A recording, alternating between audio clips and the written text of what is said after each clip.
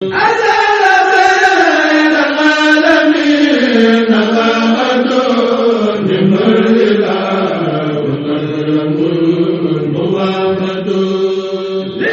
TV, une chaîne de télévision culturelle et religieuse. Rafah TV, ñëppay dañ agréer.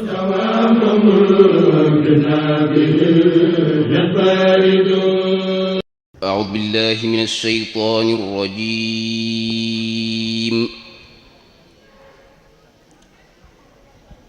يا أيها الذين آمنوا استجيبوا لله وللرسول إذا دعاكم لما يحييكم واعلموا أن الله يحول بين المرء وقلبه وأنه إليه تحشرون واتقوا فتنة لا تصيبن الذين ظلموا منكم خاصة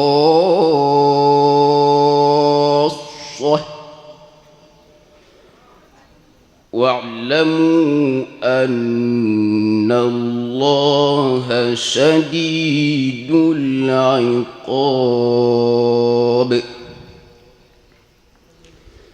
واذكروا إذ أنتم قليل مستضعفون في الأرض تخافون أن يتخطفكم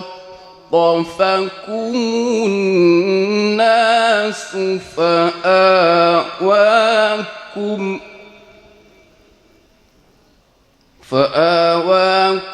وأيدكم بنصره ورزقكم من الطيبات لعلكم تشكرون.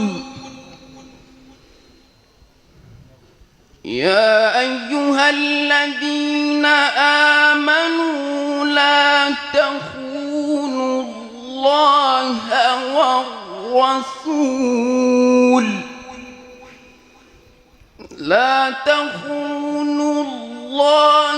والرسول وتخونوا أماناتكم وأنتم تعلمون.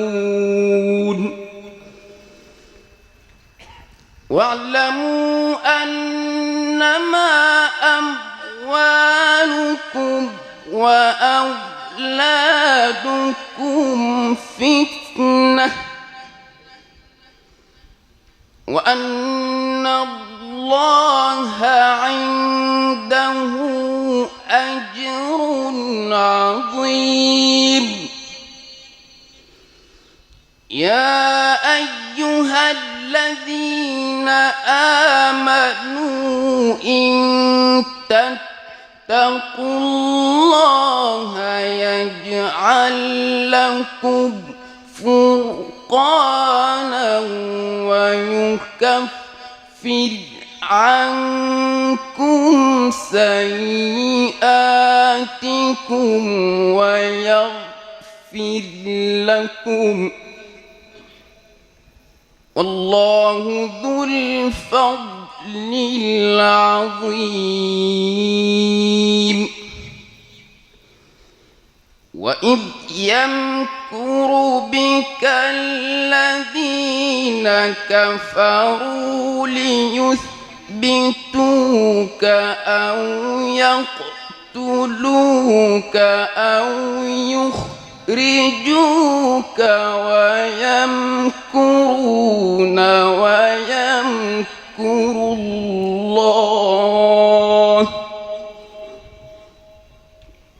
والله خير الماكرين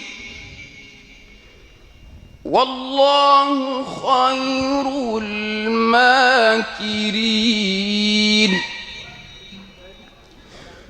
وإذا تتلى عليهم آياتنا قالوا قد سمعنا لو نشاء لقلنا مثل هذا إن هذا إلا أساطير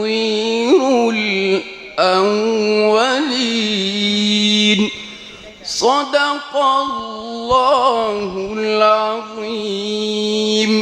Honorables invités, de la part de l'ensemble des élèves de l'école Kër Badiane May, c'est un immense plaisir pour nous de vous accueillir au sein de notre école afin de participer à l'inauguration de notre bibliothèque et de notre salle informatique.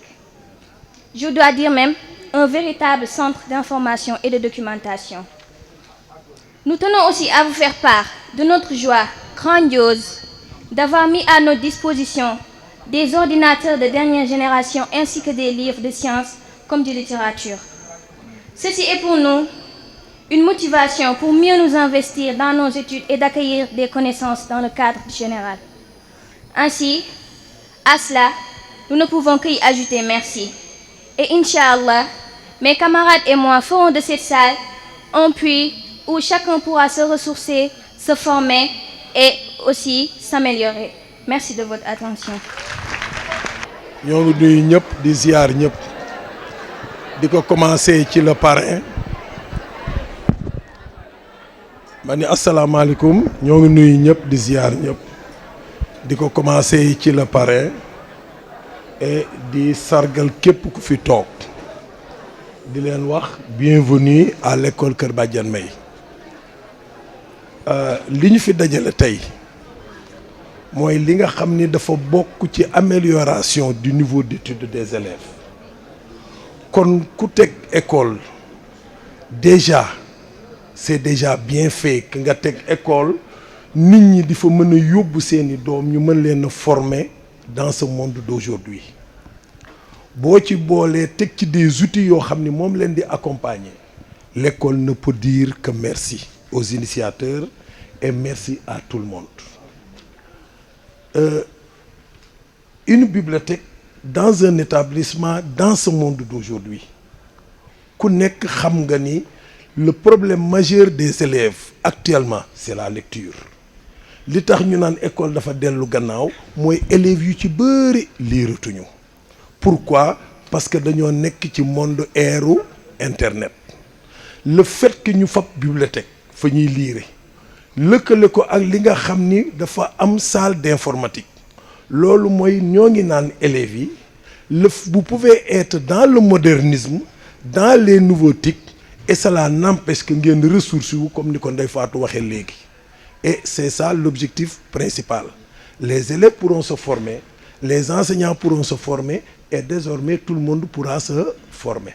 Donc on dit merci à tout le monde, on dit merci aux bailleurs, on dit merci aux initiateurs. Maintenant, nous, en tant que directeur pédagogique, mon rôle, c'est de veiller à ce qu'on puisse utiliser cette salle à bon escient.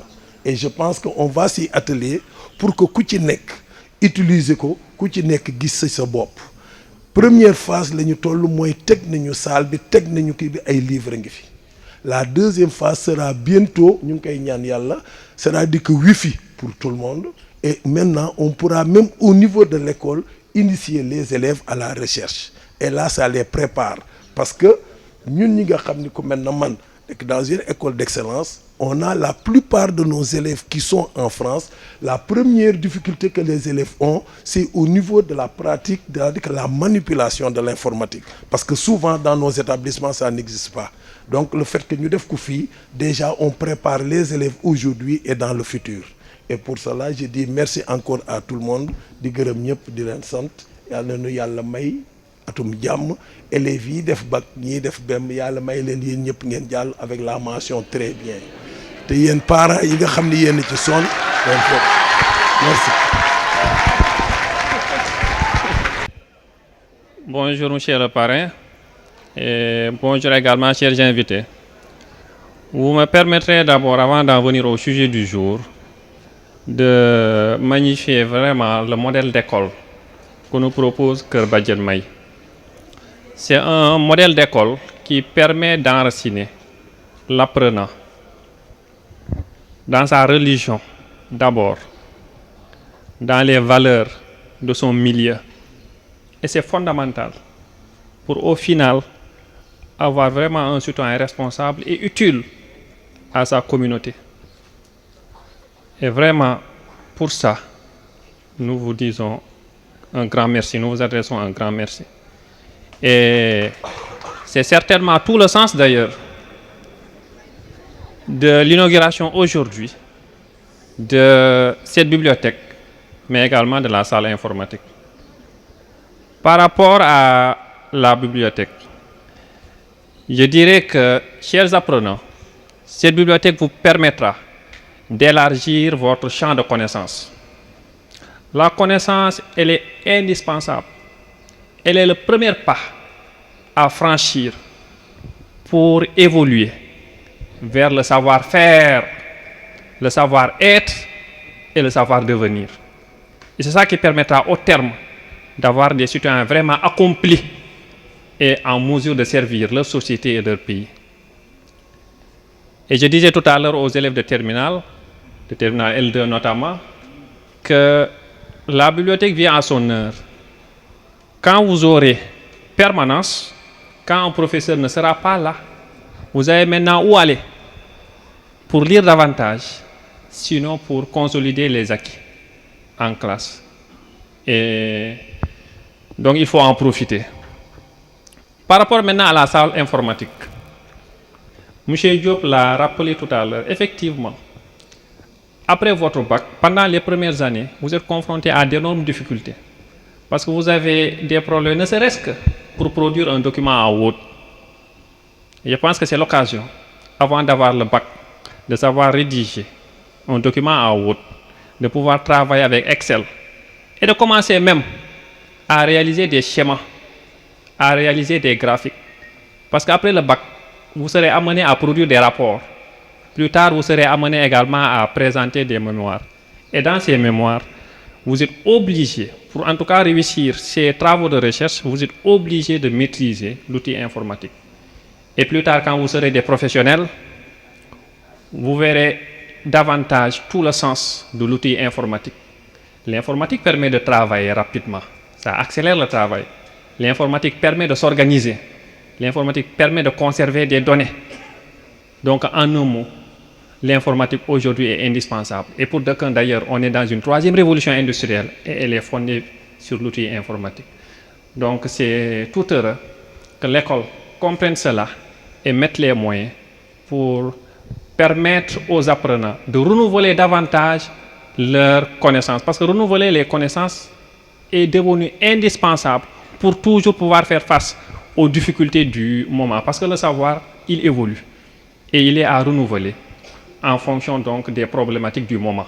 Et parler de la problématique du moment, on ne peut pas le faire en mettant de côté l'outil informatique. Et chers élèves, profitez-en. Je terminerai en vous disant que au baccalauréat, nous allons avoir 100%. Au baccalauréat, il faut nous faire 100%. Un second tour est possible. À l'époque, c'était juste un baccalauréat à un tour. Et je pense que les anciens nous le confirmeront.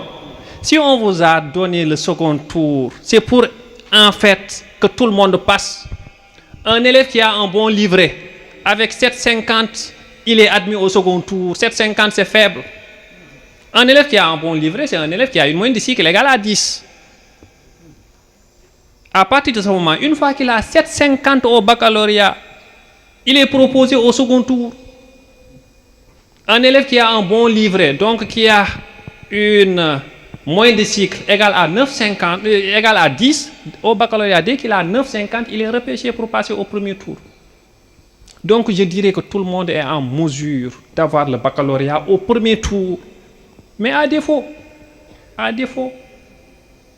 quand même, passer avec le second tour, et au final, tout le monde sera admis. Maintenant, ce que nous voulons, c'est le maximum de mentions. Et tout le monde également peut avoir la mention. La mention assez bien, elle commence à 11,50. C'est 12 normalement. Mais un élève qui a un bon livret et comme moyenne de cycle à 12 au baccalauréat, dès qu'il a 11,50, il est repêché pour avoir la mention assez bien. 11,50, ce n'est pas également élevé. Ce n'est pas élevé. Et vous devez le faire. Parce que vous avez en réalité de bons professeurs. Mam Anta a choisi ses professeurs. Partout, elle essaye de prendre les meilleurs pour les amener ici. Vous êtes bien encadré en réalité. Donc il ne faut pas trouver de prétexte pour ne pas faire 100% au bac. Et il y a déjà des classes qui ont écrit dans leur cahier de texte qu'ils feront 100% au baccalauréat. Et c'est bien. C'est bien. En tout cas, c'est possible. Nous vous exhortons en fait à nous faire ces 100%. Je vous remercie. Di féddali rek suñu engagement ak suñu détermination ci accompagner ànd ak soxna si ci lépp lum ñu woo. École Kër Badiane May comme niñ ko waxee dafa nekk une école de référence. Bépp jullit waxuma taalibe jullit nga bëgg sa doom jàng am xam-xam am qualification professionnelle am diineem am tawhiidam am dëggoom yaakaar naa école Kër Badiane May exemple la ci. te damay wax ne exemple la boo xam ne état daf ko war a jël ñu multiplier ko fépp ci dëkk bi mu war faa am ndax nit ñi mën a jàng correctement parce que taalibe murid yi loolu lañ soxla. boo gisee ñuy am problème ak école française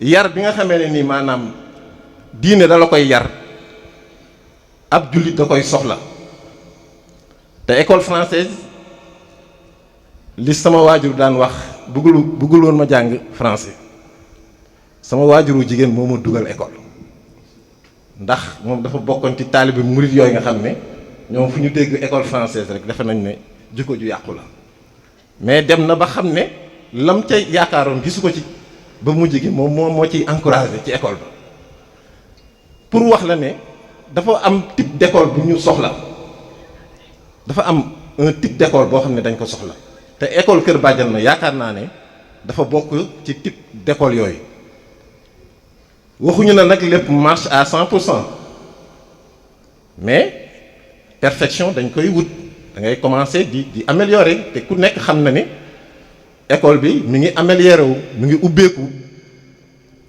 chaque jour chaque instant ñi ngi soxna si mi ngi jéem loo xam ne nii day jëmale école bi kanam konte nag ñun ñi nga xam ne ñooy parents d'élèves yi waruñu ko seetaan waruñu ko bàyyi dañ ko war a ànd ak moom ci loolu te it di ko dolli xel comme ni may waxee école moom da nga koy créer mais moomuloo ko da ngay créer rek mais xamuloo fu mu yem moomuloo ko kon nag ñun ñi nga xam ne ñun ñoo moom école bi muy préscolaire bi muy collège bi muy lycée bi nañ ci jàpp suñu fukki loxo ak juróom. Revenant à la salle informatique et à la bibliothèque. Effectivement, on a constaté qu'actuellement, les élèves ne lisent plus. À chaque fois, ils ont un portable, ils manipulent, ils lire. Et si vous ne lisez pas, vous ne pourrez jamais s'exprimer correctement en français. Parce qu'il y a de ces expressions en Wolof, on ne peut pas les traduire en français. C'est dans la lecture que vous trouverez la manière de dire telle ou telle chose. Je crois que l'exemple que je donne souvent, c'est dormir dans un lit ou dormir sur un lit. Qu'est-ce qu'on dit? Je vous pose la question. Vous voyez, c'est dans la lecture que vous allez trouver ces réponses. Parce que vous ne pouvez pas traduire textuellement la langue locale, je ne dis pas le Wolof seulement, en français. Ce n'est pas possible. Donc lisez, encore lisez et toujours lisez. La salle informatique, monsieur le professeur l'a dit, nous, quand on préparait notre thèse, on avait des difficultés parce qu'on était obligé de payer pour qu'on nous fasse la saisie des documents. Tout ça, c'est révolu. Au moment où vous allez préparer votre thèse, votre mémoire, etc., vous allez préparer vous-même vos documents. C'est ça l'importance de la salle informatique. Donc, prenez soin de ces salles, prenez soin de ces outils. Je vous remercie de votre aimable attention.